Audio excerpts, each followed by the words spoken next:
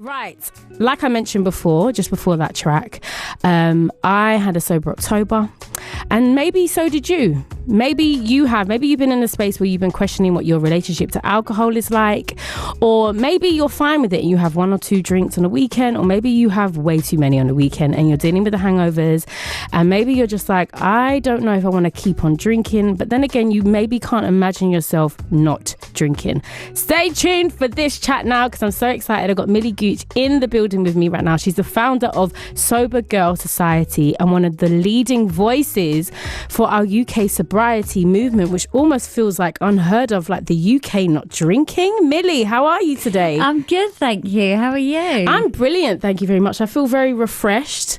Probably because I'm not drinking. Yeah, that'll be why. How are you feeling from it? Do you know what? I am feeling really, really good. Yeah. Like really present is the word that I keep using. And I realised what I'd been using alcohol for some of the times to like numb the pressure of life. 100%. I think that's such a common experience, like from at least what I hear as well, and from my experience as well. I think that's so common, and the presence thing is so funny because a lot of people say that actually they just suddenly feel like they're in their own life and they're like, where have I been this whole time? So yeah, your experience is so common. Do you know what I mean? Okay, let's actually take it back before you decided to embark on sobriety and then writing a book and then having a community and supporting so many other people with their sobriety journey.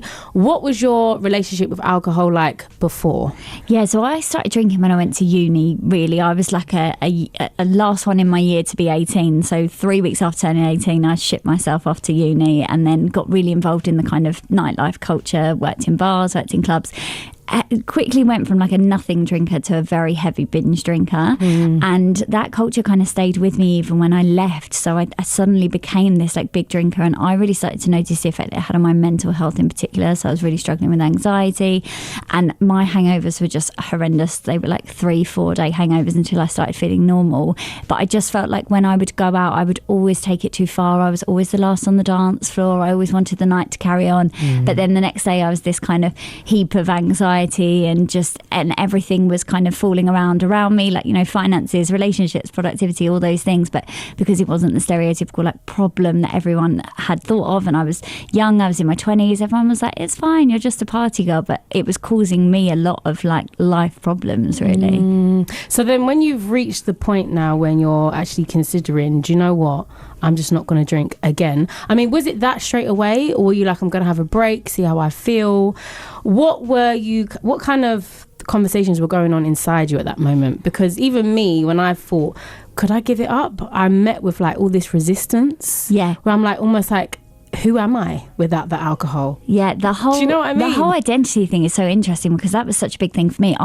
My whole identity was being the party girl. I was the one you would call if you wanted a night out. Like I kind of, you know, put myself as the girl who could stay out the longest and drink the most. That was like my thing. So when you stop drinking, you're like, I don't even know who I am anymore. But I did definitely like loads of breaks. First of all, I remember doing triathlon, which is like the old dry January. I'd taken breaks over the years, but it kind of never stuck. I always just went straight back to drinking. But every time there was like this little voice inside that said like, I think maybe you should stop now. And then I got to 26 and was like, that's it, that's enough. And everyone's like, wow, you just said one day like, I'll stop drinking. And I did, but there was such a big lead up to that. And you know, you've been there, we've all said a million times, I'm never drinking again. Like I'd said it so many times that my friends, even when I said it this time, were like, yeah, okay. Like I always say they were quite ambivalent when I told them. They didn't have a strong reaction because they just didn't believe that I was going to stick to it.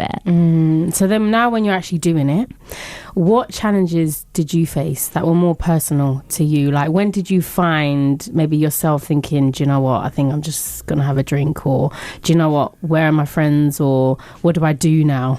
Yeah, I mean the biggest one for me, like you said, was kind of the identity thing. I think knowing what to do for fun. Every single weekend all I did was go out and drink. I was in a bar or a club every single Friday and Saturday without fail. So all of a sudden I was like, I don't even know what I enjoy in life. Like that was a big one for me. But also the kind of emotional emotional side of it, like you said about numbing out, I hadn't realised how much I'd been using alcohol for any kind of minor inconvenience. Like if it was a stressful day at work, I'd be like, okay, let's go to the pub. But at the weekend, if someone hadn't texted me back, like a boy or something, I'd be like, oh, I know what I'm going to do. I'm going to drown my sorrows. So just use it to kind of every kind of small emotion. And then suddenly I realised, actually, as a human adult, I don't really know how to deal with all these feelings that I've got. I don't know how to deal with stress. So it was kind of relearning how to actually deal with your emotions. It sounds like such a wishy-washy concept, but it was just such a big thing that I didn't really know where I had to put all these feelings and stuff. And then almost taking yourself out of that culture, because it's like, I know for me growing up, I used to watch programs where they almost glorified getting drunk.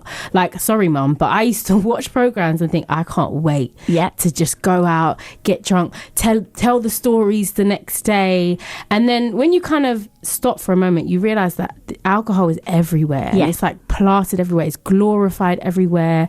Coming out of that, what kind of new revelations did you have around just the society and the culture and on our relationship with alcohol? Yeah, I think probably how linked it is to absolutely everything. I remember something like that I realised was really weird is that we use the same thing for celebration that we do for commiseration. So alcohol is everywhere, from like a wedding to a funeral. Like it's literally across the board. There are pretty much zero social occasions where alcohol is not kind of linked, especially I would say in the UK. It was just everywhere. Like I realised that I genuinely couldn't escape it at points, and I was like, it seems really strange to me that people are using the same thing to go out and have fun that they use to de-stress and unwind. And I'd never thought of it like when you're in it. And I was like I was so about, I always used to say like, oh, I'm doing it for the plot line, and the stories tomorrow will be great, doesn't matter if I like ruin my life, it'll be funny. And then when I stepped out of it as well, I was like, it's actually so everywhere. I felt like I'd been in this like weird cult that all of a sudden I'd just come out of, and was like, oh my god, that was so weird, what happened? And then around this time, I'm guessing you founded Sober Girl Society. Why did you want to take it to that level? Because this could have been something that you just done for yourself and you just cracked on and you live a great life, but now you've been very vocal about your journey online. You've got a massive presence, a massive community. Why did you want to take it upon yourself to add that extra layer of work to do? Yeah, it was weird because it wasn't ever to do like, oh, I think this is going to be my career. I didn't think like that. At the time, like my friends were really supportive in the end after the initial like ambivalence, but I found there were certain things that they had no idea about. So like I was single when I first stopped drinking, and I was saying to them, okay, what point do I tell this person that that I'm going on a date with that I don't drink? And they'd be like, well, I don't know. Like they didn't have the answers, and I'd say, oh, what's a really good non-alcoholic wine? And they were like, well, again, I don't know. And I was like, you know what, I need to find people who are doing this, and I just couldn't find anything out there. And there were like traditional recovery methods like AA, and I know a lot about them now, but kind of the preconception I had at the time was like, oh, they're going to laugh me out because I'm going to say like, oh, I'm a party girl and I can go a few weeks without drinking, but when I drink, it's almost like I can't stop. So I was like, I think I just need to find other people. Looked online, scanned Instagram, just couldn't find anything. And I was like, oh, maybe it'd be cool if I set up a little page and maybe 10 of us can meet for a mocktail on a Friday. And it just escalated, and that's the only way I can describe it. Like it was obviously a space that other people needed, because I think people like create things that they need. So I always say it was actually quite a selfish reason why I started it, because I felt like I needed to meet other people. Yeah, but it was like there was loads of other yous basically doing this in like isolation. Yeah, and you brought them together. So when did the book come about as well? Because you have, is it 1 or 2 books out? One book, yeah. One book. So it actually came out twice, which is quite strange, but it got updated. Basically, there was a lot of, with the pandemic, a lot of people's drinking habits changed, and then there was also kind of more talk around this idea of sober curiosity. So it came out again with like an extra chapter. But that I was approached about the book because and I'd always wanted to write it anyway from the moment I kind of started talking about this, because I couldn't find the book that I really resonated with. Like there was loads of incredible ones that had so much help, but a lot of them focused on like the process of getting sober or quitting alcohol, whereas for me the problems that I was having is like, how do I socialise, how do I date, how do I go to a wedding? And there wasn't anything out there that was like super practical of, this is how you tackle those things, this is out, like you tell this person that you don't drink, and this is what you do with peer pressure, and all those kind of things that I wanted to like consolidate. And I also didn't feel like there was much out there that talked about the link between alcohol and mental health. A lot of it, you know, concentrated on addiction and physical health. And for me, my story was really rooted in the impact that it was having on my mental health. So yeah, those are the things I wanted to kind of really incorporate in the book. Yeah, and now you've actually gone on to study, is it mental health and addiction? Yes. For a master's, which this is like great. Like from one small but very big decision, it's like massively impacted your life and your journey. So now when you're like looking at addiction from more a kind of educational standpoint, what else have you learned now? Yeah, it's so interesting. I think just the vast like knowledge, but also there's no like set theory on addiction. Like there is still being argued and debated currently. Like some people think the disease model is correct. Other people believe it's all like social learning. There's so many kind of different aspects. There's no like one clear answer. But I think that's really key for helping people with this, is that there isn't just like one thing that's going to help people stop drinking or cut down. Like it's such a unique and individual experience, and there's so many different factors that will affect people's drinking and their reasons for drinking. So helping people cut down is not just like a one size fits all model, and I think that's probably one of the biggest things that I've learned. But I'm still in early days, so when I get to the end, I'll come back and tell you what I've learned. Yeah, I can't wait, because it's such an interesting topic. Because even you mentioning as well that like there's places like AA and stuff, and maybe what addiction might look like, and what I guess that point when you need to stop drinking might look like. There's a lot of us floating in the middle, where it's like, because it's just so socially accepted, it's fine.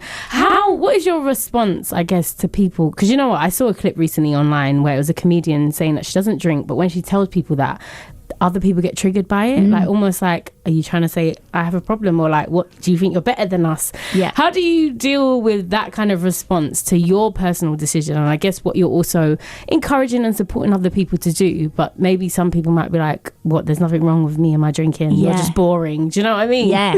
But it's so interesting because, and when people come with those comments, I'm really able to stand back, because I think I was one of those people. Like if someone said to me 5.5 years ago, oh, I'm not drinking, I would get annoyed, because it meant that, you know, we weren't going to be on the same level.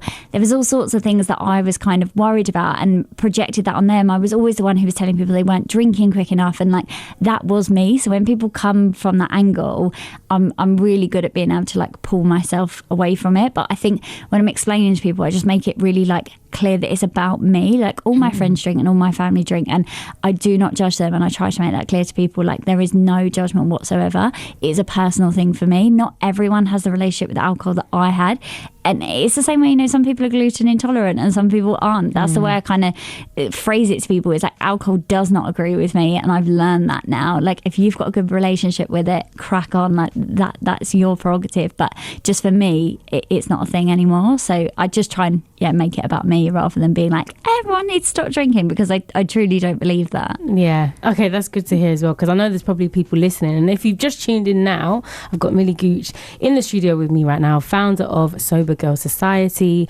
We're talking all about sobriety as well. What would you tell someone that maybe has just finished Sober October? Maybe they're feeling great, but they're kind of thinking like, oh, I don't know if I want to go back to drinking, but they're feeling the pressure. Christmas is coming up. They've probably got their Christmas do coming up. They've promised some friends they're going to come out and they're going to have a drink, but they're like really toying, maybe like you said, that little voice in the back of their head going, maybe you should stop. What would you say to them?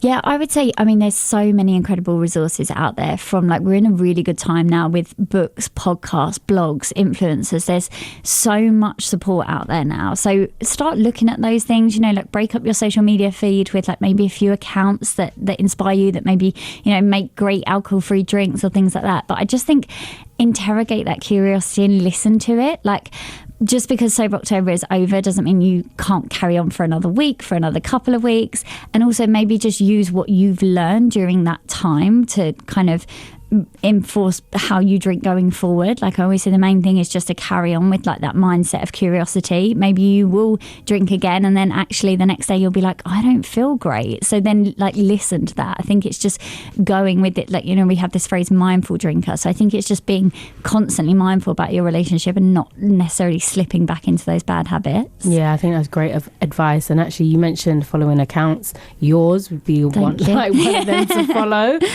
What is your account? where can we go and follow you and find you, and I guess get those words of encouragement maybe when we're thinking, oh, my friends are waiting for me, but I think I'm just going to order a tonic water instead? Yeah, so you can come to Sober Girl Society. So we do events and meetups across the UK. We do everything from like boozeless brunch to, I mean, we're doing burlesque next week if you want to come down. Because one of the things that we found is that people said, oh, I don't know how to like feel sexy and confident without alcohol. So we were like, okay, let's challenge that. So yeah, we run all sorts of mixer events so you can like meet like-minded people, but it's just a lovely like supportive community. Yeah, and I mean, I'm going to leave it on the last question of, can you have fun without alcohol? Absolutely. And you remember it. That's my favourite thing. The next day I'm like, I had such a good night and I remember it all and I haven't lost any of my belongings. That's my favourite thing. Do you know what? That is it as well, because we probably have had some amazing times in our lives, but then we can't remember it, and we're just living off the pictures and what everyone else is telling us like we weren't there. Yeah. And they all just blur into one kind of boozy night, I think, in the end. Literally, and it's not worth it. It's not worth it. But thank you so much for coming into the studio. Where can we find your book? Also? Oh, you can find it at all good bookstores. It's called The Sober Girl Society Handbook.